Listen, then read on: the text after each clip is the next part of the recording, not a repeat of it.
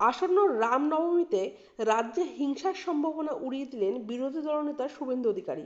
মঙ্গলবার সন্ধ্যায় হুগলি লোকসভা কেন্দ্রের বিজেপি প্রার্থী লোকেশ চট্টোপাধ্যায়ের সমর্থনে নির্বাচনী সভায় এ কথা বলেন তিনি।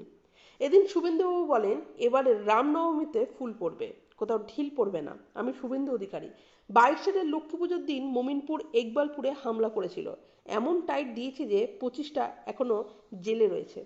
এখন ওখানে লক্ষ্মী পুজো হয়, দেখলেই বলে নমস্কার। কদিন আগে গেছিলাম মেটিয়াবুরুজে, বাড়ি পড়ে গেছে, সবার নমস্কার দিচ্ছে, সালাম দিচ্ছে। কি সুন্দর ভদ্র পরিবেশ। এটাই তো চাই আমরা, কেউ স্বেচ্ছায় করেন, কেউ ঠেলায় পড়ে করেন। তৃণমূলের লোকেরা ঠেলায় পড়ে এখন ভয় করছে। শুভেন্দু অধিকারীর দাবি, গতবারে মমতা বন্দ্যোপাধ্যায়ের উস্কানিতে গোলমাল হয়েছে ডালখোলাতে, হাওড়ার শিবপুরে, পাশে রিষড়ার শ্রীরামপুরে। রামনবমীর মিছিলে অন্য কোনো মিছিল হয় না, অন্য কোনো ধর্মের শোভাযাত্রা হয় না, কারণ আমরা তো উস্কানি দিই না। বিশ্ব নবী দিবসে 1000 মিছিল বেরোয়, আমরা নমস্কার করি মিছিলে গেলে, গাড়ি নিয়ে দেলে সরে যাই। এটা স্বামী বিবেকানন্দ শিখিয়ে গেছেন। নিজ ধর্মের প্রতি আস্থাশীল, অপর ধর্মের প্রতি শ্রদ্ধাশীল। আর এই একজন জালি সনাতনী মমতা ব্যানার্জি সব জায়গায় উস্কে উস্কে দুদিন ধরে বলছেন, সব জায়গায় এই রামনবমী আসছে, এই গোলমাল হবে, এই হনুমানরা নামবে।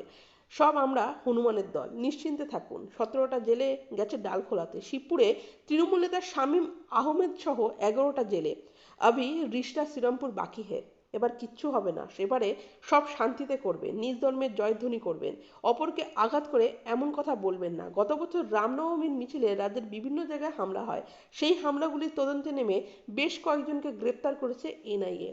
এছাড়া 2022 সালে মেটিয়াবুরুজে লক্ষ্মী পুজোর দিন সাম্প্রদায়িক হিংসা ছড়ায়, সেখানেও তৎপর হয় এনআইএ। আসন্ন রামনবমীতে হিংসার আশঙ্কা প্রকাশ করেছেন মুখ্যমন্ত্রী মমতা বন্দ্যোপাধ্যায়। কোনো প্রচারণায় পা না দিতে পরামর্শ দিয়েছেন তিনি।